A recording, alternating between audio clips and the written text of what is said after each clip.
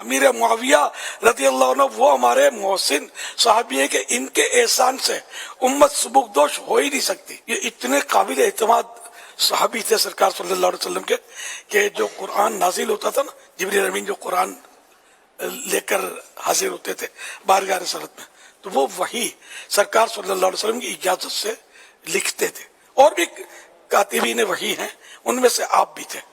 تو یہ جو اس وقت جو ہم قرآن کی تلاوت کر رہے ہیں، اس میں امیر معاویہ رضی اللہ عنہ کی جو یہ کام ہے نا آپ کا کتابت کا، انہیں سمجھو کہ قرآن کریم جو ہم تک پہنچا ہے نا، اس میں سرکار صلی اللہ علیہ وسلم کی عطا سے ان کا بھی یوں پہنچنے میں حصہ ہے ہم تک. صحابی ابن صحابی نبی کاتب وحی حضرت سیدنا امیر معاویہ رضی اللہ عنہ کے والد محترم صحابی نبی حضرت ابو سفیان اور والدہ محترمہ صحابیہ نبی حضرت بی بی ہند رضی اللہ عنہما نے فتح مکہ سنہ 8 ہجری میں اللہ پاک کے پیارے پر آخری نبی مکی مدنی محمد عربی صلی اللہ علیہ وسلم کی بارگاہ عالی میں اسلام قبول کیا. تو یوں حضرت امیر معاویہ رضی اللہ عنہ کے والد صاحب صحابی، والدہ صحابیہ، اور آپ کی ایک بہن ام حبیبہ جو کہ ہماری ام المومنین ہے.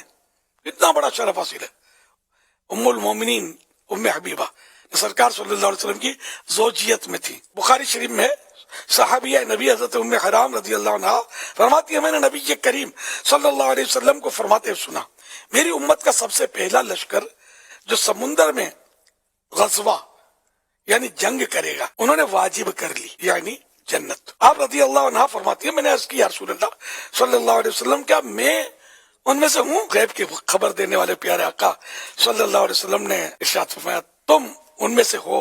میرے آقا اعلی حضرت امام اہل سنت رحمۃ اللہ علیہ فرماتے ہیں، یہ جنگ مسلمانوں کے تیسرے خلیفہ حضرت عثمان غنی رضی اللہ عنہ کے زمانے خلافت میں حضرت امیر معاویہ رضی اللہ عنہ کی نگرانی میں ہوئی تھی. لہذا ثابت ہوا کہ حضرت معاویہ رضی اللہ عنہ ان لوگوں میں سے ہیں جن کے لیے جنت واجب ہوئی، اور آپ رضی اللہ عنہ تو اس لشکر کے امیر تھے، سپہ سالار تھے، چیف تھے. میرے آقا اعلی حضرت امام اہل سنت رحمۃ اللہ علیہ نے امام ابن جوزی رحمۃ اللہ علیہ کی کتاب العلل المتناہیہ پر اپنی تعلیقات میں بخاری شریف کی حدیث پاک سے حضرت سیدنا امیر معاویہ رضی اللہ عنہ کی فضیلت اور آپ کا جنتی ہونا بیان فرمایا ہے. چنانچہ آپ فرماتے ہیں، اللہ پاک کی توفیق سے میں کہتا ہوں، اللہ پاک نے اپنے احسان و کرم سے مجھے ایسی صحیح حدیث پر اطلاع دی جو حضرت معاویہ رضی اللہ عنہ کے جنتی ہونے کی گواہی دیتی ہے. کروڑوں حنبلیوں کے امام حضرت امام